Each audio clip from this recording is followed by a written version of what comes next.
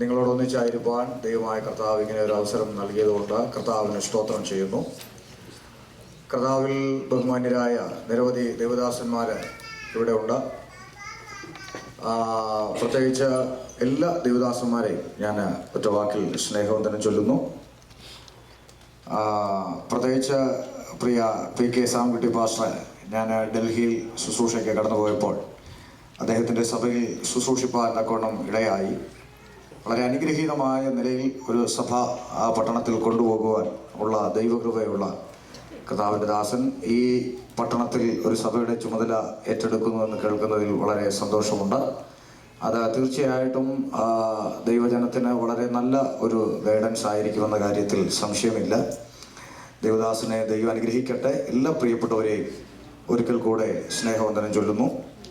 കർത്താവ് നമ്മെ അനുഗ്രഹിക്കുമാറാകട്ടെ. ഈ രാത്രിയിൽ എൻ്റെ മുന്നിൽ സമയം പരിമിതമാണ്. കാര്യം നമുക്ക് ഈ പറഞ്ഞ പോലെ ഒരു നിശ്ചിത സമയത്തിനുള്ളിൽ ഒരു കാര്യവും മുന്നോട്ട് കൊണ്ടുപോകാനായിട്ട് കഴിയത്തില്ല. ജോലിയുടേതായ സാഹചര്യങ്ങളിൽ നിന്നൊക്കെ വന്നവരും പോകേണ്ടവരും ഒക്കെ ആയിട്ടുള്ള പ്രിയപ്പെട്ടവരാണ് എൻ്റെ മുന്നിൽ ആയിരിക്കുന്നതെന്ന് ഞാൻ മനസ്സിലാക്കുന്നു. ആയതുകൊണ്ട് മുഖവരോട് അധികം കൂടാതെ നമുക്ക് വേഗത്തിൽ ദൈവവചന ചിന്തയിലേക്ക് പ്രവേശിപ്പാൻ ഞാൻ കർത്താവിൽ ശരണപ്പെടുന്നു. എല്ലാ അഭിഷിക്തന്മാരുടെയും പ്രാർത്ഥനയെ ചോദിച്ച് കുറിവാക്യത്തിലേക്ക് നമുക്ക് വരാം. അപ്പോസ്തലപ്രവൃത്തി 2-ാം അധ്യായം അതിൻ്റെ 47-ാമത്തെ വാക്യം, അതിൻ്റെ ഒടുവിലത്തെ ഭാഗം മൈക്കിൽ കൂടെ വായിച്ച് സഹായിക്കും. അപ്പോസ്തലപ്രവൃത്തി 2-ാം അധ്യായം അതിൻ്റെ 47-ാം വാക്യം. ഒരുമനപ്പെട്ട് ദിനംപ്രതി ദൈവാലയത്തിൽ കൂടി വരികയും വീട്ടിൽ അപ്പം നുറുക്കിക്കൊണ്ട് ഉല്ലാസവും ഹൃദയ പരമാർത്ഥതയും പൂണ്ട് ഭക്ഷണം കഴിക്കുകയും ദൈവത്തെ സ്തുതിക്കുകയും സകല ജനത്തിന്റെയും കൃപ അനുഭവിക്കുകയും ചെയ്തു. കർത്താവ് രക്ഷിക്കപ്പെടുന്നവരെ ദിനംപ്രതി സഭയോട് ചേർത്തുകൊണ്ടിരുന്നു. കർത്താവ് രക്ഷിക്കപ്പെടുന്നവരെ ദിവസം പ്രതി. എനിക്കിവിടെ ഈ ഫീഡ്ബാക്ക് തന്നെ പ്ലീസ്. ഹല്ലേലൂയ. കർത്താവ് രക്ഷിക്കപ്പെടുന്നവരെ ദിവസം പ്രതി സഭയോട് ചേർത്തുകൊണ്ടിരുന്നു. എല്ലാവരും ശ്രദ്ധിച്ചേ. കർത്താവ് രക്ഷിക്കപ്പെടുന്നവരെ ദിവസം പ്രതി സഭയോട് ചേർത്തുകൊണ്ടിരുന്നു. സന്തോഷത്തോടെ സ്തോത്രം പറഞ്ഞേ. കർത്താവ് രക്ഷിക്കപ്പെടുന്നവരെ ദിവസം പ്രതി സഭയോട് ചേർത്തുകൊണ്ടിരുന്നു. അപ്പോ സഭയിൽ ദിവസേന ആത്മാക്കൾ വന്നുകൊണ്ടിരിക്കുക. വായിച്ച വചനപ്രകാരം സഭയിൽ ദിവസേന എന്ത് ചെയ്തുകൊണ്ടിരിക്കുക? ആത്മാക്കള് വന്നുകൊണ്ടിരിക്കുക ദിവസം പ്രതി, അല്ലേ? കർത്താവ് ദിവസം പ്രതി രക്ഷിക്കപ്പെടുന്നവരെ സഭയോട് ചേർത്തുകൊണ്ട്. അപ്പൊ സഭയിൽ ദിവസം പ്രതി ആത്മാക്കള് വന്നുകൊണ്ടിരിക്കുകയാണ്. ആരാ ഈ ആത്മാക്കളെ കൊണ്ടുവരുന്നത്? അറിയപ്പെടുന്നില്ല. ആ വായിച്ച വേദഭാഗത്തിലില്ലയോ? നിങ്ങളുടെ ശ്രദ്ധ ഇവിടെ അല്ല. കർത്താവ് രക്ഷിക്കപ്പെടുന്നവരെ ദിനം പ്രതി. അപ്പൊ സഭയിൽ ആളെ കൊണ്ടുവരുന്ന ആരാ? അത് പറയാൻ എത്ര മടിയുണ്ട്. കർത്താവാണ് ദിനം പ്രതി ആളെ കൊണ്ടുവരുന്നത്. അപ്പൊ ഉപദേശം തല്ലിയിട്ട് വല്ല കാര്യമുണ്ടോ? ഉണ്ടെന്നില്ല. ഉപദേശം തല്ലിയിട്ട് വല്ല കാര്യമുണ്ടോ? ഉപദേശം തല്ലിയ ഉപദേശി ആശുപത്രിയിലാകും. സഭ പിന്നെയും വളർന്നുകൊണ്ടേയിരിക്കും. അങ്ങനെ ആ സഭ ഇവിടം വരെ വളർന്നത്. അപ്പൊ സഭയുടെ വളർച്ച നിരക്കണമെങ്കിൽ ഈ കൊണ്ടുവരുന്ന ആളിനിട്ട് 2 കൊടുക്കണം. ആർക്ക്? കർത്താവിനിട്ട് കൊടുക്കണം. അത് കൊടുക്കാൻ കഴിവുള്ളവർ കൊടുത്തോട്ടെ, തിരിച്ചു കിട്ടുന്നത് മേടിച്ചോട്ടെ, നമ്മുടെ വിഷയമല്ല. അപ്പൊ കർത്താവാണ് ദിവസം പ്രതി ആത്മാക്കളെ കൊണ്ടുവരുന്നത്. ആരെയാ കൊണ്ടുവരുന്നത്? ആരെ? കർത്താവ് രക്ഷിക്കപ്പെടുന്നവരെ ദിവസം പ്രതി സഭയോട്. അപ്പൊ സഭയിൽ ആത്മാക്കളെ കൊണ്ടുവരുന്ന ആര്? കർത്താവ്. ആരാ കൊണ്ടുവരുന്നത്? രക്ഷിക്കപ്പെടുന്നവരെ, രക്ഷപ്പെടാൻ വരുന്നവരെ അല്ല. മനസ്സിലായില്ല? ഇന്ന് പെന്തിക്കോസിനകത്ത് രക്ഷപ്പെടാൻ വന്നവരുമുണ്ട്, രക്ഷിക്കപ്പെട്ടവരുമുണ്ട്. അത് ഈ രക്ഷിക്കപ്പെട്ടവരെയാണ് ആര് കൊണ്ടുവരുന്നത്? ഈ രക്ഷപ്പെടാൻ വരുന്നവനാണ് സഞ്ചി നോക്കി വരുന്നത്. സഞ്ചിക്ക് വേണ്ടി സകല വിഷയവും ഉണ്ടാക്കുന്നത്. അത് യൂദായുടെ വകുപ്പാണ്. അപ്പം രക്ഷിക്കപ്പെട്ടത് ഈ പരിപാടി ഒന്നും ഇല്ല. അവര് നിത്യത പ്രതീക്ഷിച്ചാണ് കർത്താവിന്റെ സന്നിധിയിൽ. അപ്പോ കർത്താവ് രക്ഷിക്കപ്പെടുന്നവരെ ദിവസം പ്രതി സഭയോട് ചേർക്കും. ഏതാണ് ഈ സഭ? നമ്മുടെ ചിന്ത അതാണ്. ഏതാണ് ഈ സഭ?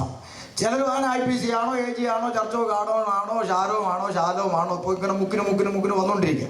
അപ്പൊ ഇതിൽ ഏതാണ് സഭ എന്നാണ് നമ്മൾ ഇന്ന് ഈ പരിമിത സമയത്തിൽ വായിച്ച കുറിവാക്യത്തിൽ തിരിച്ചെത്തുമ്പോൾ പ്രസംഗം അവസാനിക്കും. തിരിച്ചെത്തിക്കാൻ ഞാൻ മാക്സിമം ശ്രമിക്കാം എന്ന് മാത്രമേ ഇന്നത്തെ സമയപരിമിതിയിൽ പറയുവാനായിട്ട് കഴിയത്തുള്ളൂ. ഇതിനിടയിൽ സ്തോത്ര വഴിപാട് എടുക്കണം.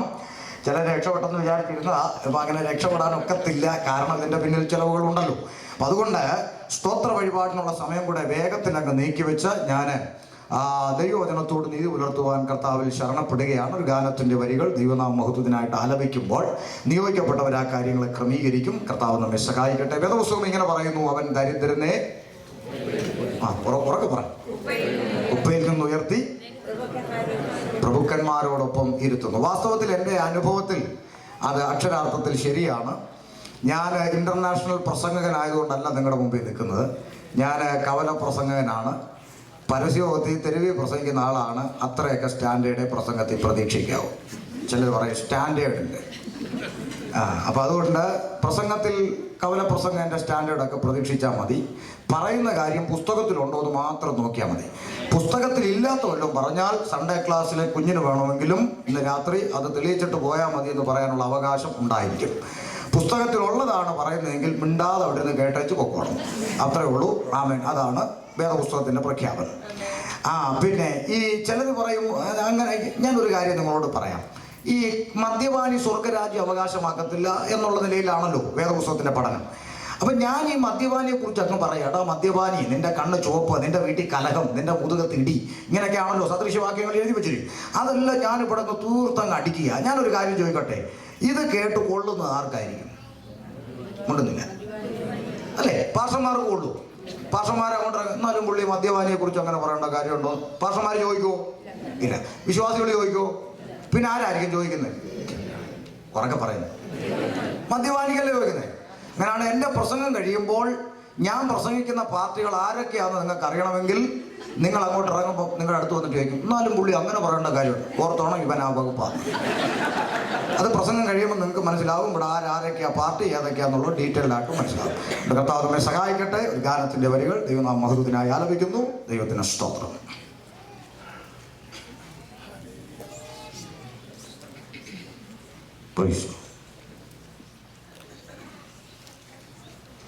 നിയോഗിക്കപ്പെട്ടവര് ജലരാശിക്കുമീതേ ഭൂതലത്ത് വിരിച്ചവൻ,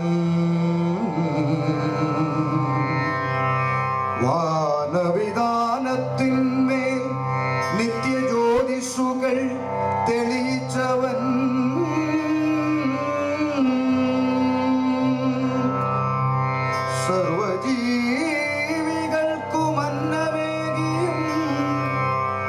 മഹാത്ഭുതങ്ങൾ പ്രവർത്തിക്കുന്നവൻ,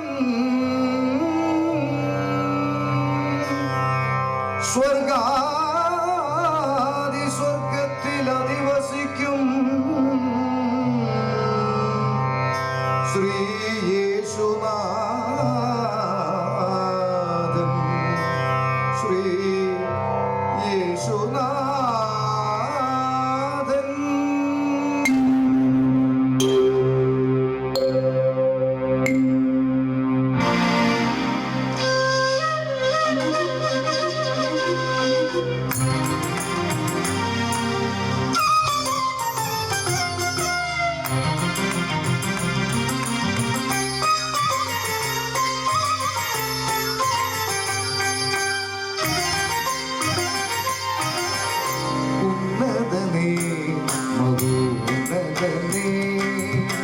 മഹിമയഴും സൂതനേ,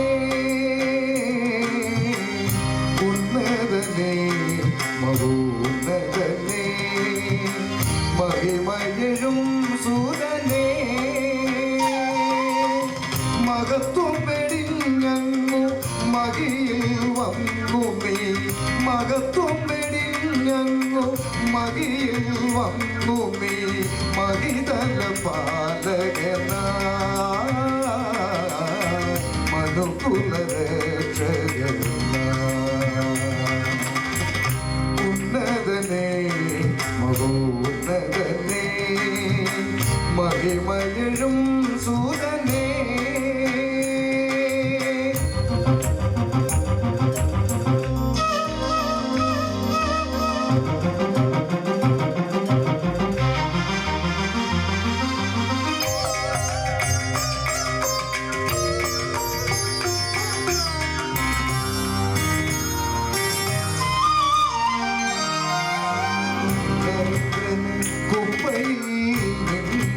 ഉയർത്തി തുടച്ചല്ലോ കണ്ണുനീർ കണങ്ങളെല്ലാം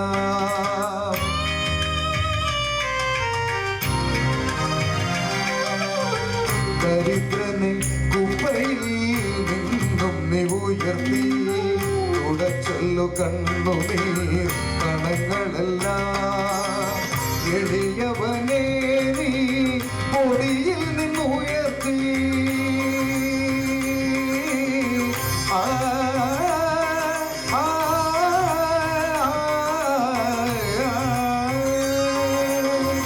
എളിയവനെ നീ പൊടിയിൽ നിന്നുയർത്തി പ്രഭുക്കന്മാർക്കൊപ്പമിരുത്തി പ്രഭുക്കന്മാർക്കൊപ്പമിരുത്തി ഉന്നതനേ മഹോന്നതനേ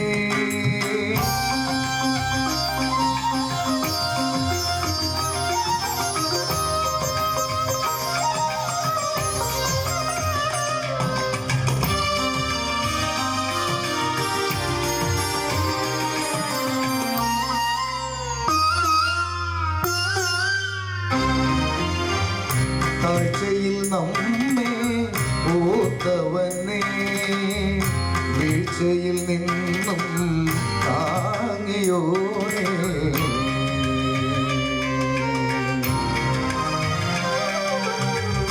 താഴ്ചയിൽ നമ്മെ ഓർത്തവനെ വീഴ്ചയിൽ നിന്നും താങ്ങിയോനെ ഉയരത്തിൽ നിന്നും ദാനങ്ങളേകി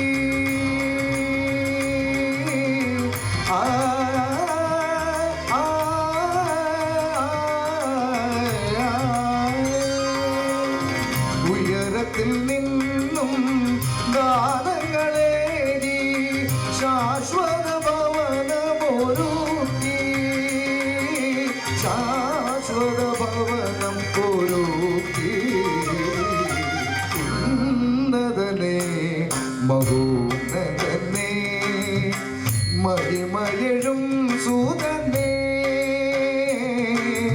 ഉന്നതനേ സഗമ സഗമ പനിസ ഉന്നതനേ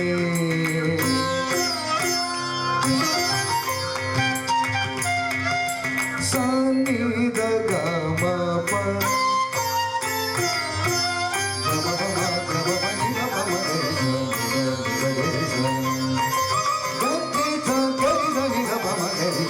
ഉന്നതനേ നിസ നിസ ഗ നിസ നി പനി സ ഗ ഗ ഗ ഗ ഗ മ ഗ മ മ മ ഗ നി സ നി ഗ നി സ നി ഗ നി ന നി ഗ പ സ നി ഗ മ മ ഗ ശ ഗ മ പ ഗ മ പ ഗ മ പ നി ഗ മ പ നി ഗ മ പ ഗ മ പ നി സ ഗ നി ഗ നി ന നി ഗ പ നി സ നി ന നി ഗ പ മ ഗ നി സ നി ഗ പ മ ഗ സ ഗ ഗ മ മ പ പ നി നി സ സ ഗ മ മ പ പ നി നി സ സ ഗ മ പ നി ഉന്നതനേ മഹോന്നതനേ മഹിമയഴും സൂതനേ മഹത്വം വെടിഞ്ഞങ്ങു മഹിയിൽ വന്നു നീ മഹിതല പാലകനാ മനുകുല രക്ഷകനാ ഉന്നതനേ മഹോന്നതനേ മഹിമയഴും സൂതനേ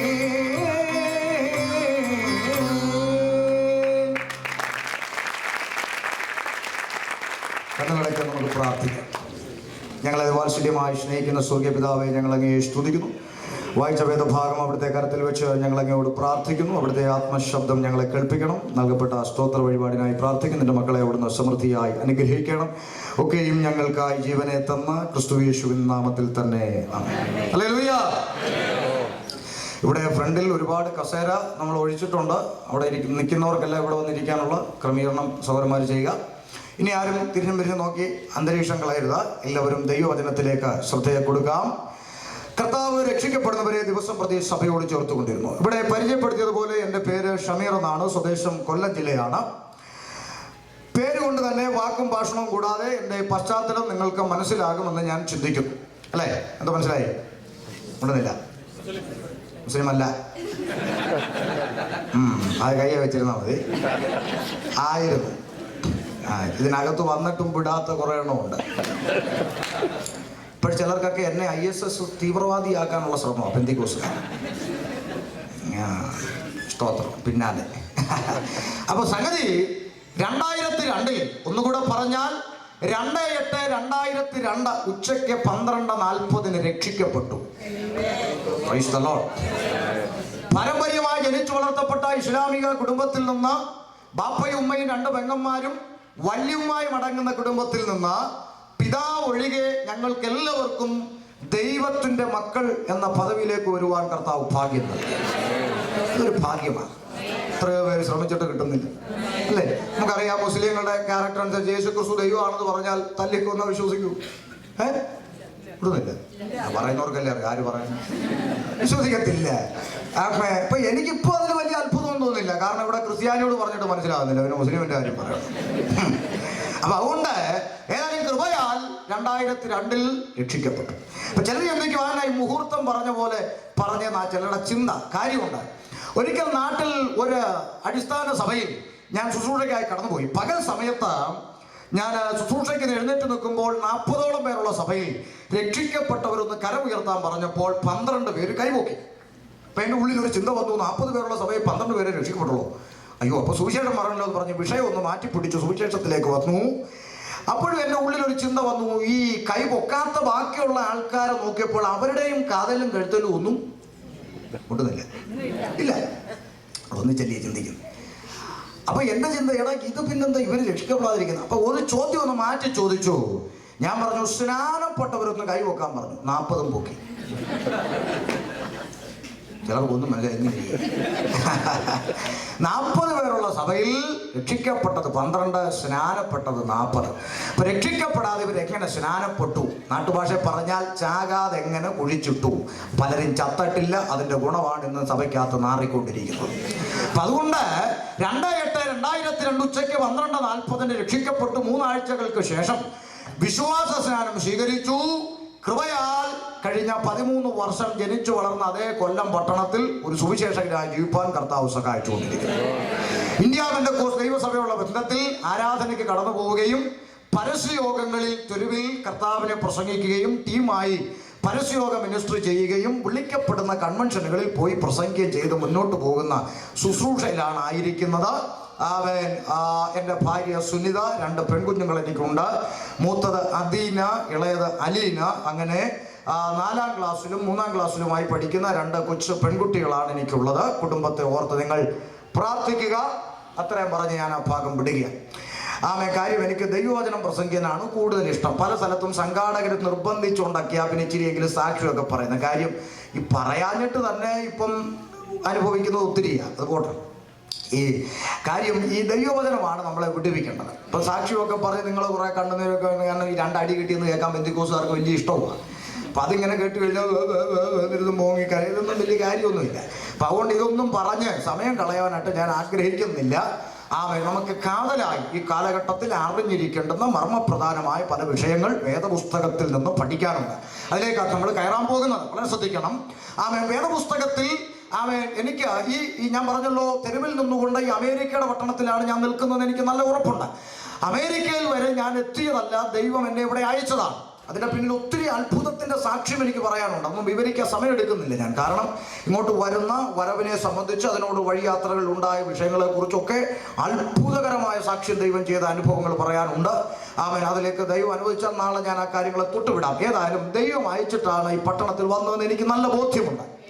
അതുകൊണ്ട് തന്നെ എന്തിനാ വന്നെന്ന് ചോദിച്ചാൽ, ദൈവം പറയാൻ ഏൽപ്പിച്ച കാര്യം പറഞ്ഞേച്ച് സ്ഥലം വിടാനാണ് ദൈവം അയച്ചത്. അല്ല, ഇവിടെ പ്രോജക്റ്റ് ഇല്ല, എൻ്റെ ആവശ്യങ്ങളില്ല, ഇവിടെ പിരിവിന് വക്കറ്റും കൊണ്ട് വന്നല്ല, ഇവിടെ ഒരു കാര്യവും ഇന്ന് വരെ ഇപ്പോൾ 3 മാസത്തോളം ആകും അമേരിക്ക വന്നിട്ട് ഒറ്റ പ്രസംഗത്തിലും ഒരാവശ്യം പറഞ്ഞ് പിരിവെടുത്തിട്ടില്ല, പ്രൊജക്റ്റ് ഒന്നും കൊണ്ടുവന്നിട്ടില്ല.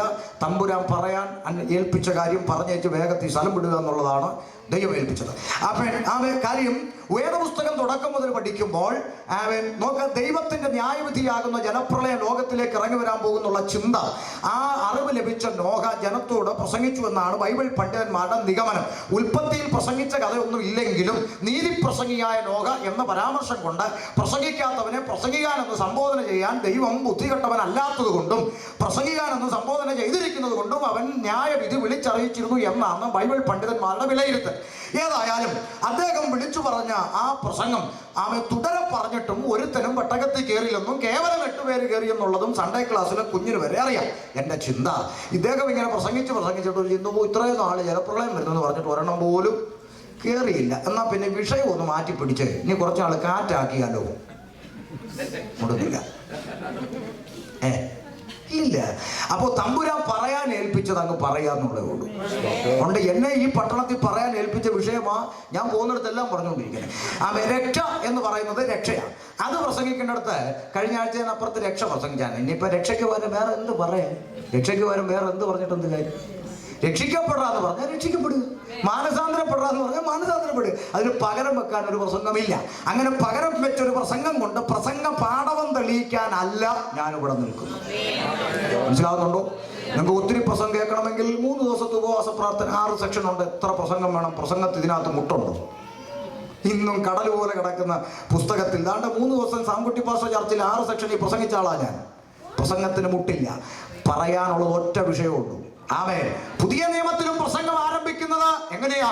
2 പ്രസംഗം പുതിയ നിയമത്തിൽ മുമ്പിൽ വെച്ചുകൊണ്ടാണ് പുതിയ നിയമം ആരംഭിക്കുക. ഒന്ന്, സർപ്പസന്തതികളെ മാനസാന്തരപ്പെട, ദൈവരാജ്യം സമീപിച്ചിരിക്കുന്നു പറഞ്ഞ യോഹന്നാൻ സ്നാപകന്റെ ശബ്ദം.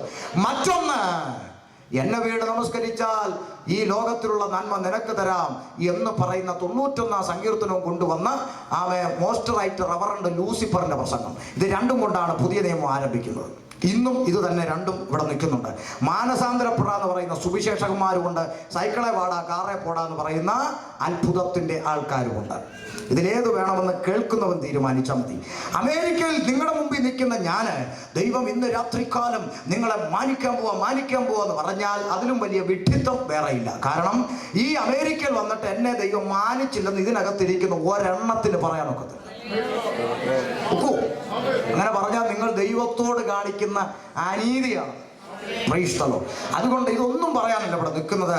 വളരെ ഗൗരവകരമായി അറിഞ്ഞിരിക്കേണ്ടുന്ന ചില വിഷയങ്ങൾ വചന തെളിവിൽ നിന്നുകൊണ്ട് സംസാരിക്കാം.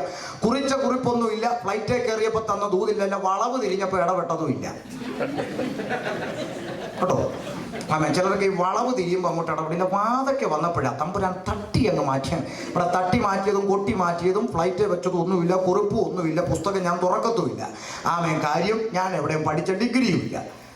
ഞാൻ ഇന്ന് വരെ ബൈബിൾ കോളേജിന്റെ പടിയും കണ്ടിട്ടില്ല. കർത്താവ് അനുവദിച്ചാൽ അടുത്ത വർഷം പഠിക്കാതെ ഉള്ളത്തിലൊരാഗ്രഹമുണ്ട്.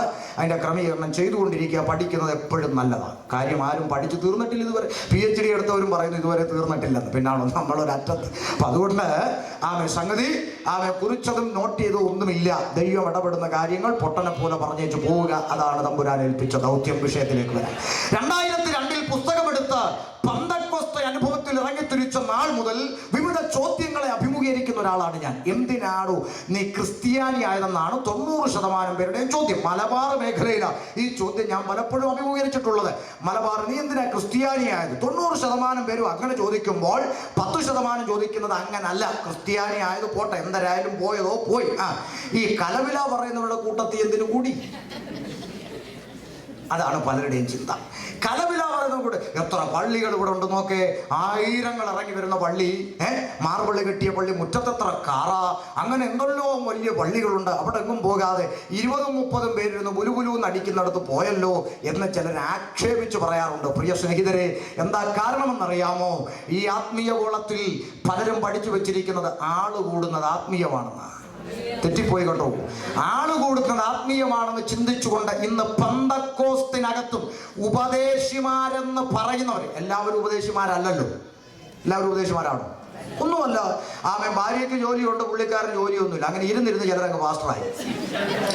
കാര്യം ദൈവം വിളിച്ചിട്ടൊന്നുമല്ല, വേറെ ജോലിയൊന്നും എനിക്ക് കുത്തിയിരുന്ന എന്നാൽ പിന്നെ പാസ്റ്ററായേക്കാന്ന് വിചാരിച്ച് എത്രണ്ണം പാസ്റ്ററായി. അങ്ങനെ പാസ്റ്ററായി. പിന്നെ ഡോളർ ഉണ്ടെങ്കിൽ കാറിൽ ഒപ്പിക്കുന്നതിന് വലിയ പാടുണ്ടോ? ഉണ്ടെന്നില്ലല്ലോ. അപ്പൊ അങ്ങനെ ഒത്തിരി പേര്, എല്ലാം ദൈവം വിളിച്ചൊന്നുമല്ല. അപ്പൊ ഉപദേശിമാരെന്ന് പറയുന്ന പലരും ഇന്ന് ഉപദേശത്തേക്ക് കത്രിക വെച്ചുകൊണ്ട് ആളെ കൂട്ടാൻ ശ്രമിച്ചുകൊണ്ടിരിക്കുക. നമ്മുടെ പിതാക്കന്മാര് ചപ്പന്നും ചവറന്നും കണ്ട് വലിച്ചെറിഞ്ഞതാണ് ഇന്നത്തെ തലമുറയുടെ വാഗ്ദത്തം. മനസ്സിലായില്ല? അപ്പൊ അതുകൊണ്ട് ആമൻ ശ്രദ്ധിക്കണേ. ആമൻ ആ കാലഘട്ടത്തിൽ ആമൻ വേദപുസ്തകം ആദ്യം മുതൽ പഠിച്ചാൽ ഏതു വിധത്തിലും ആളുകൂടിയാൽ പ്രസാദിക്കുന്ന ദൈവം വിശുദ്ധ വേദപുസ്തകത്തിലില്ല. ഏത് വിധത്തിലായാലും വേണ്ടി ആള് കൂടിയാൽ മതി എന്നുണ്ടെങ്കിൽ ഷമീർ കൊല്ലം ഇന്ന് ഇവിടെ വരണ്ട, മറഡോണയെ കൊണ്ട് ഉദ്ഘാടനം ചെയ്യിച്ചാൽ മതി. അമേരിക്കയിൽ ഒട്ടുമിക്ക ജനവും ഇവിടെ കൂടും, സഞ്ചിക്ക് നല്ല തൂക്കവും കിട്ടും. ആരും മിണ്ടുന്നില്ല. ഏതു വിധത്തിലും ആള് കൂടിയാൽ പ്രസാദിക്കുന്ന ദൈവം വിശുദ്ധ വേദപുസ്തകത്തിലില്ല. ആമേൻ. മനസ്സിലാവുന്നുണ്ടോ? ആമേൻ. ഇന്ന് ഉപദേശത്തെ കത്രിക വെച്ച് ആളെ കൂട്ട ഉപദേശിമാര് പാടുപെട്ടുകൊണ്ടിരിക്കുക. ശ്രദ്ധിക്കണം. ഉൽപ്പത്തി മുതൽ പഠിക്കുക. ന്യായവിധിയാകുന്ന ജലപ്രളയത്തിൽ അഴുകി ഒഴുകി ഒലിച്ചുപോയ ലക്ഷങ്ങളെ കുറിച്ച് ഓർത്ത് തലേ കൈവച്ച് കരഞ്ഞൊരു ദൈവമല്ല എൻ്റെ ദൈവം. മറിച്ച് പ്രമാണത്തിൽ നിൽക്കുന്ന വെറും 8, പറഞ്ഞതനുസരിക്കാൻ മനസ്സുള്ള വെറും 8, പെട്ടകം ഉണ്ടാക്കണമെന്ന് പറഞ്ഞാൽ ഉണ്ടാക്കാൻ മനസ്സുള്ള, ഇറങ്ങി പ്രസംഗിക്കണമെന്ന് പറഞ്ഞാൽ പ്രസംഗിക്കാൻ മനസ്സുള്ള വെറും 8, ആ ഒറ്റയക്കം അതിൽ പ്രസാദിച്ച ദൈവത്തെയാണ് ഷമീർ വേദപുസ്തകത്തിൽ കണ്ടത്. പുറപ്പാട് പഠിക്കമ്മേ. ദൈവത്തിന്റെ അരുളപ്പാട് പ്രാപിച്ച് മലയിറങ്ങി വരുന്ന മോശ ഒറ്റയ്ക്കുള്ളൂ. പക്ഷെ പുള്ളിയുടെ കയ്യിൽ ഉള്ളത് തമ്പുരാന്റെ അരുളപ്പാട്. തമ്പുരാന്റെ അരുളപ്പാട് ലഭിച്ചവൻ ഒറ്റയ്ക്ക് മലയിറങ്ങി വരുമ്പോൾ മലയുടെ അടിവാരത്ത് ഒരു ഭൂരിപക്ഷം ആൾക്കൂട്ടം അവിടെ തുള്ളി മറിയാട്ടം ടക്കട്ട. ഇപ്പോഴത്തെ പിള്ളേരുടെ ഭാഷ പറഞ്ഞ പ്രൈസ് ആൻഡ് വർഷിപ്പ് അടക്കം അവിടെ. അങ്ങനെ ഇപ്പൊ പേര് പ്രൈസ് ആൻഡ് വർഷിപ്പ്. ഇപ്പൊ നാട്ടിൽ ആ പേര് അങ്ങനല്ല, നോൺ സ്റ്റോപ്പ് വർഷിപ്പ്. 101 മണിക്കൂർ നോൺ സ്റ്റോപ്പ്. നമുക്ക് നിർത്തില്ലെന്നാണ് പേര്. നിർത്താൻ ഒക്കത്തില്ല, അങ്ങ് വന്നുകൊണ്ടിരിക്കുക. നോൺ സ്റ്റോപ്പായിട്ട് അങ്ങ് വർഷിപ്പ് നടക്കുക. സ്തോത്രം. ഓക്കെ. അപ്പം ഇന്ന് അങ്ങനെ പല പേരുകളായി ഇന്ന് അറിയപ്പെടുന്നത്.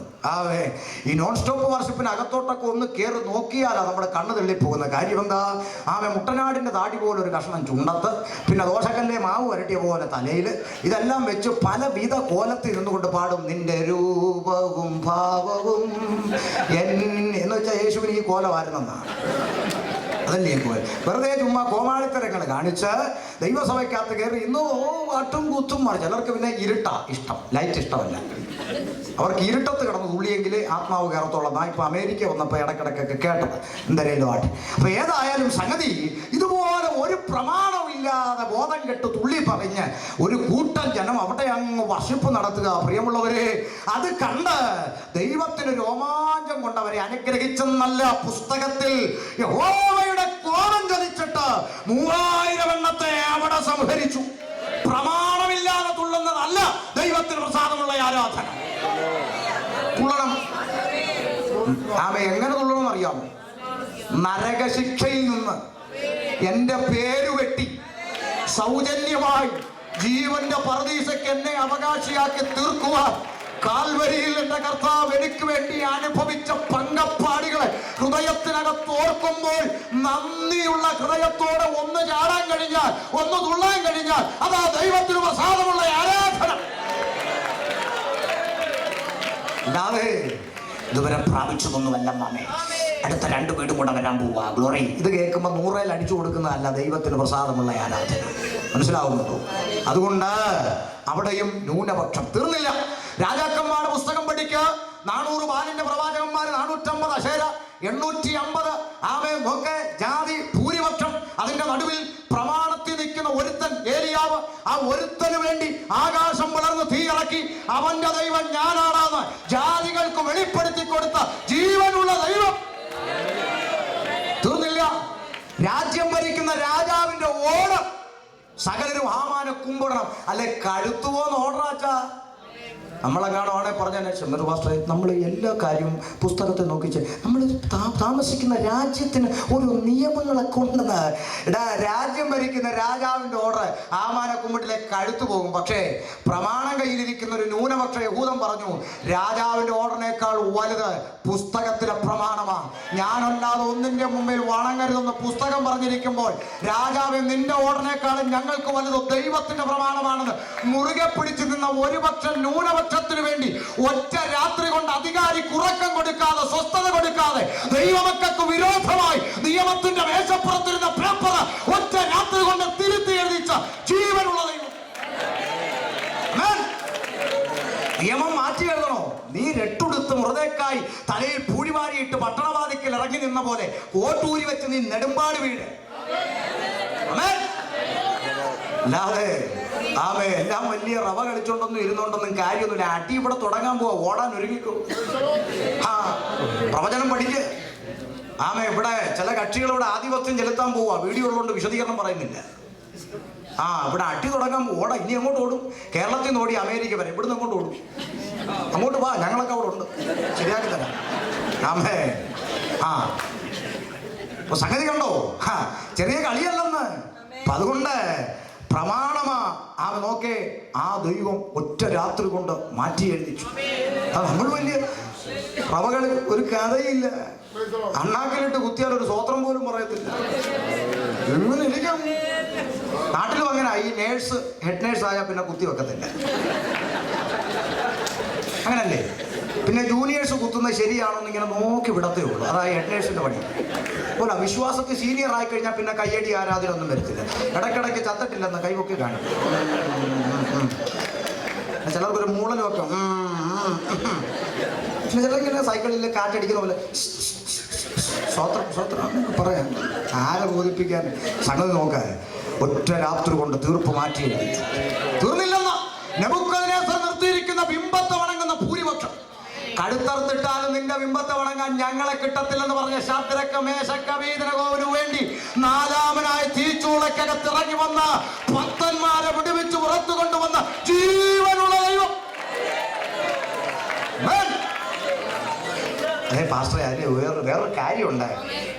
അത് അന്നത്തെ ആ യഹോവ ഉണ്ടല്ലോ, ആ യഹോവ പഴയ നിയമത്തിലെ പുള്ളി ഭയങ്കര ചൂടനെ.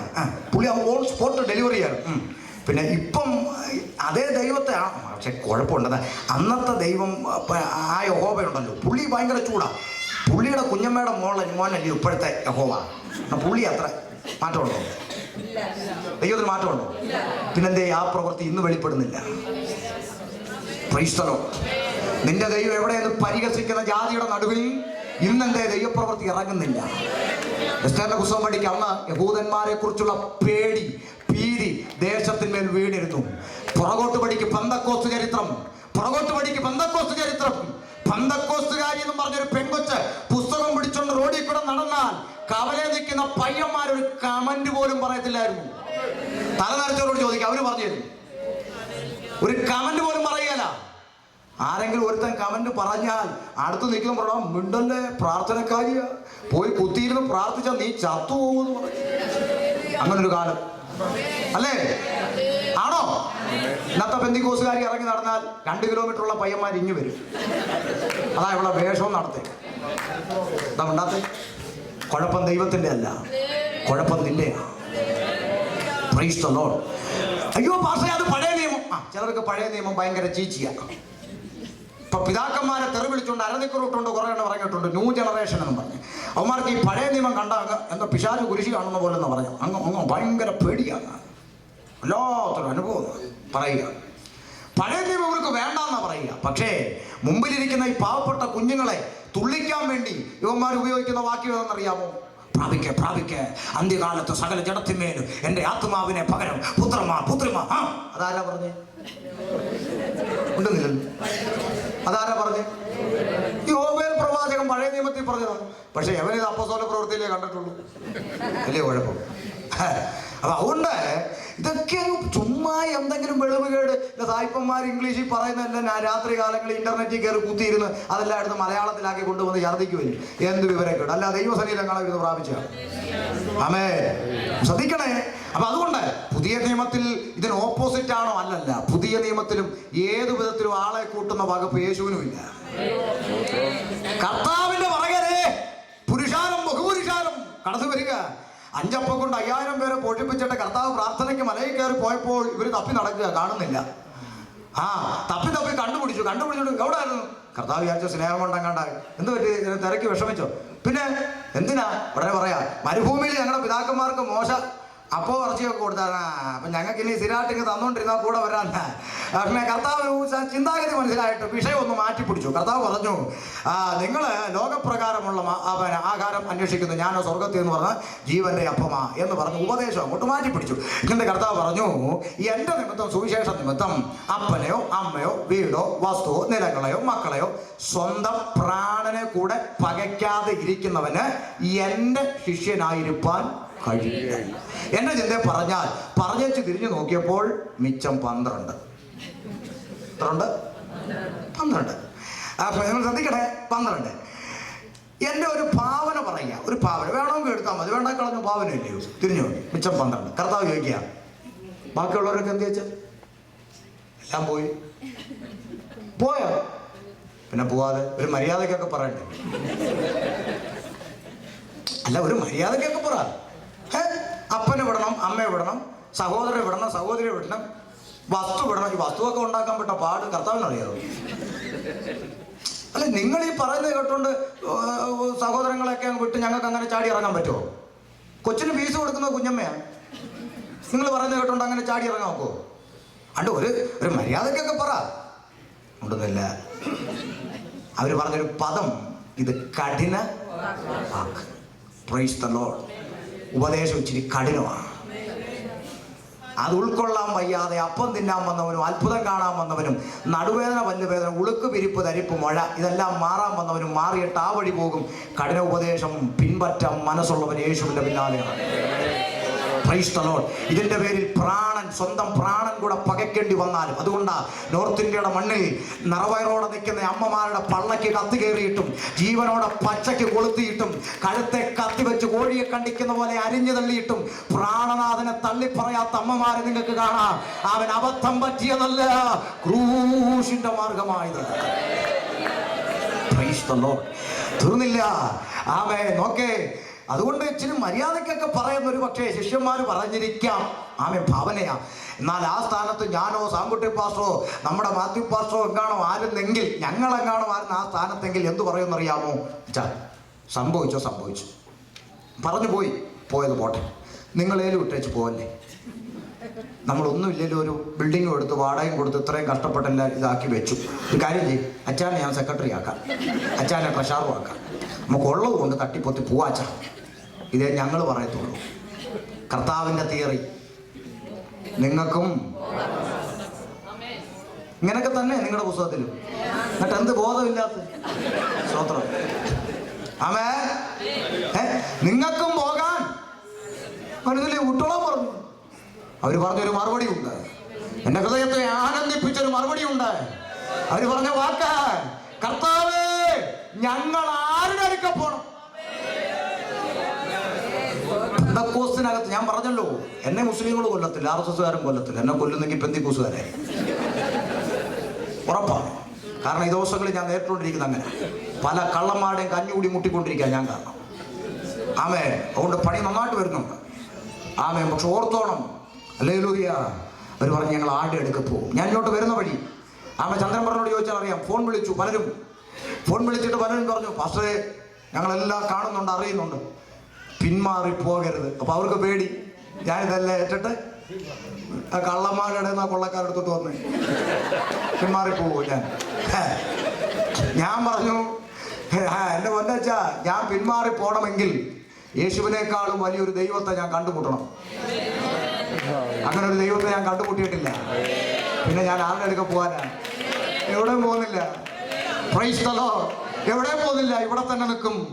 അതാ ഞാൻ പറഞ്ഞ എന്റെ ഹൃദയത്തെ ആനന്ദിപ്പിച്ചൊരു മറുപടി ഉണ്ട്. ശിഷ്യന്മാർ പറയുക, കർത്താവേ, ഞങ്ങൾ ആരുടെ അടുക്ക പോകും? നിത്യജീവന്റെ മൊഴികൾ നിന്റെ മക്കളല്ലയോ?